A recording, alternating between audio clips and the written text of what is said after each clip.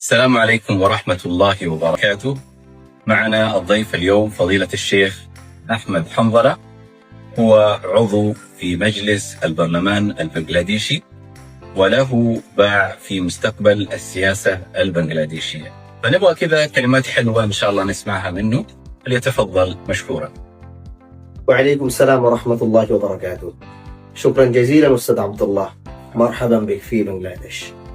أستاذ عبد الله، أنا سعيد جدا إنك ترك بريطانيا والسعودية وجيت في بنغلاديش. الشيء اللي أبهرني هو حبك وانتمائك للوطن، فشكر خاص مني كعضو في مجلس البرلمان البنغلاديشي। আচ্ছা, এই যে আমরা যে এতক্ষণ আরবিতে কথা বললাম, শুনলেই তো কত ভালো লাগে। আরবি বলার মধ্যে, আরবি শোনার মধ্যে একটা অন্যরকম তৃপ্তি পাওয়া যায়, কারণ জানি যে যখন কোরআন পড়ি, কোরআনের ভাষাটাও কিন্তু আরবি।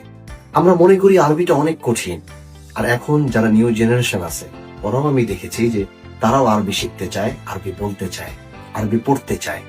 তো তাদের জন্য একটা সুন্দর সুযোগ থাকবে।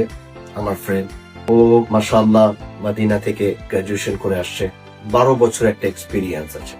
ও বাংলাদেশকে ভালোবেসে আসছে, ও বাংলাদেশের মানুষকে, নিউ জেনারেশনকে ও আরবি শিখাতে চায়।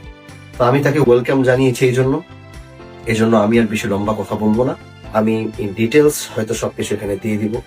যারা আরবি শিখতে বা এরকম ফুসহা আম্মিয়া, যারা ফ্লুয়েন্ট কথা বলতে চায়, শিখতে চায়, পড়তে চায়, তারা অবশ্যই ওস্তাদ আব্দুল্লাহ ক্লাস করাবেন, ক্লাস নেবেন, শিখাবেন।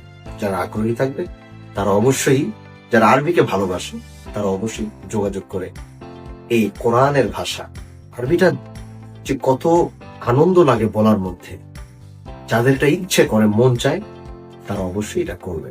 আর আমি চাই আগামী নিউ জেনারেশন যেন আরবিটা শেখে, আরবিতে কথা বলতে পারে, আরবি পড়তে পারে, এটা আমার চাও। ঠিক আছে, ভালো থাকবেন, সুস্থ থাকবেন, দেখা হবে। আসসালামু আলাইকুম ওয়া রাহমাতুল্লাহি ওয়া বারাকাতুহু।